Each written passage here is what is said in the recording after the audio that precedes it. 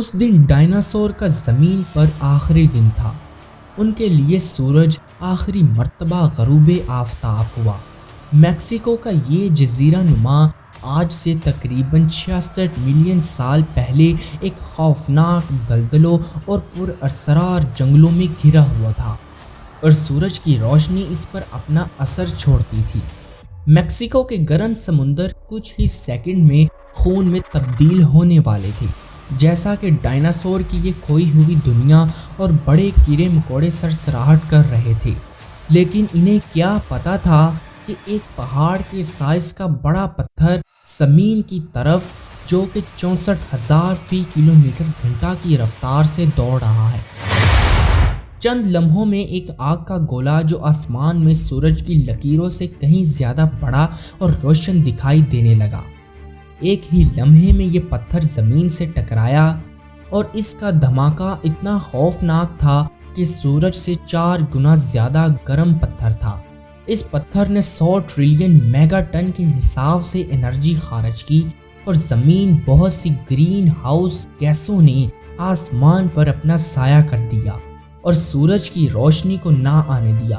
اس کے بعد آسمان سے سلفورک ایسڈ کی بارش ہونے لگی۔ یہ اثر زمین کی پرت میں کئی میل تک داخل ہوتا گیا، جس سے 115 میل 185 کلومیٹر سے زیادہ گھڑا بن گیا، اور ہزاروں کیوبک میل بڑی بڑی چٹانوں کو بخارات میں تبدیل کر دیا۔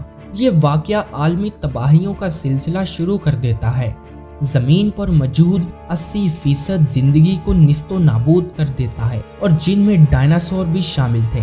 اس دھماکے میں ڈائناسور کو کافی اذیت ہوئی۔ 165 ملین سال سے زیادہ اس دنیا میں راج کرنے والے خونخوار جانور، جن کے آگے ہر کوئی بے بس تھا، وہ منٹوں سیکنڈ میں ملیاں میٹ ہو گئے۔ یہ دھماکہ زمین پر پہلی قیامت کے برابر ہوگا۔ اس دھماکے میں زیادہ تر ڈائناسور مارے گئے، جن کا وزن 12 ہاتھیوں کے برابر اور لمبائی 737 فٹ تھی، جبکہ چھوٹے جانوروں نے زمین کے اندر ہی خود کو سروائیو کر لیا تھا۔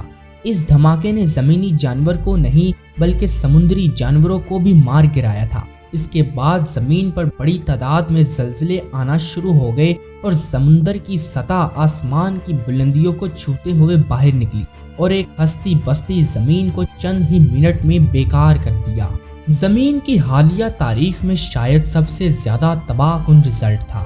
اس کے نتیجے میں زلزلے، سونامی، آسمان سے آگ کے گولے برسنے، گرمی کے جھٹکے، جنگل کی آگ، اور ڈائناسور سمیت تمام جاندار ایک ہی جھٹکے میں مر گئے۔ یہ ایسٹرائیڈ اتنا بڑا تھا کہ ماؤنٹ ایورسٹ سے بڑی چٹان گولی سے 20 گنا زیادہ تیزی سے زمین سے ٹکرائی ہوگی۔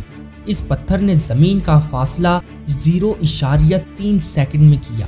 اس کے بعد زمین پر سورج کی ویوز نہ آنے کی وجہ سے زمین پر آئس ایج آیا، اور زمین آہستہ آہستہ بدلنے لگی۔ زمین کا نقشہ پہلے اس طرح تھا جس کو پینجیا کہا جاتا ہے۔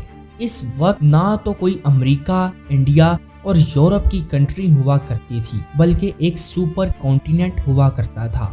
پھر ارتھ کویک آتے گئے اور یہ ایک دوسرے سے الگ ہونا شروع ہو گئے۔ یہ کانٹیننٹ سمندر پر تیرتے ہوئے ایک دوسرے سے ٹکرانے لگے، جس میں ہمارا پاکستان اور انڈیا ساتھ ساتھ تھے۔ جبکہ یہ کانٹیننٹ دوسرے کانٹیننٹ سے ٹکرایا تو اس کے نتیجے میں ماؤنٹ ایورسٹ جیسے بڑے بڑے پہاڑ پیدا ہوئے۔ آہستہ آہستہ زمین ایک خوبصورت ماحول میں ڈھلنے لگی، اور کئی اور جانوروں کی پیدائش کا سلسلہ شروع ہوا۔ اڑنے والے ڈائناسورز ایک برڈز کی شکل میں کنورٹ ہوئے، اور یہ جان کر آپ کو کافی حیرت ہوگی کہ سب سے خطرناک ڈائناسور ایک چکن میں کنورٹ ہو گئے، جنہیں ہم اور آپ بڑے شوق سے کھاتے ہیں۔ اس کے بعد انسان کی پیداوار کا سلسلہ شروع ہوتا ہے۔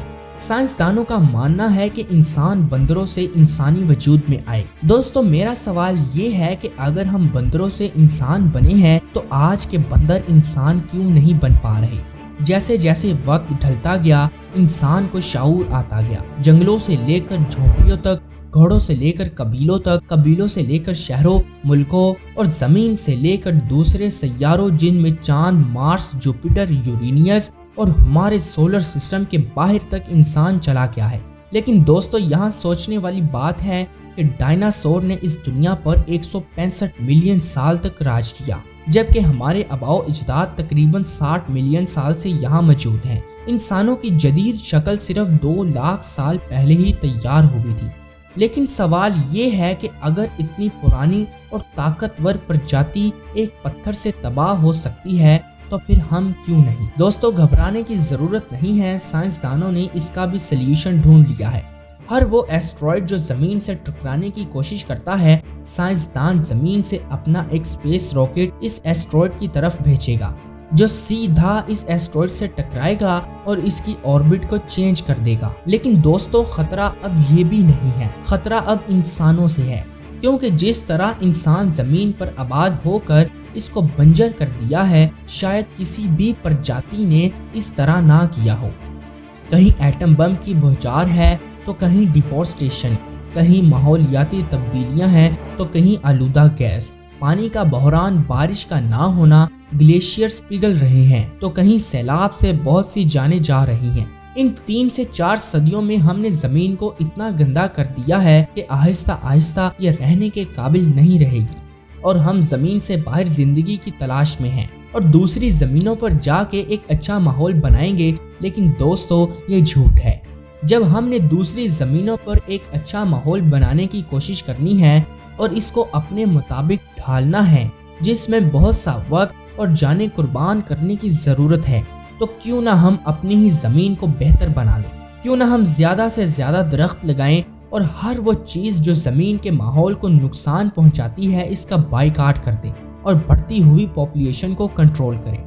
दोस्तों याद रखिए कि अगर जमीन पर तबाही हुई तो सिर्फ और सिर्फ इंसानों की वजह से होगी। दोस्तों हमारे इस छोटे से चैनल को सब्सक्राइब करें और कमेंट में अपना इजहार लाजमी किया करें।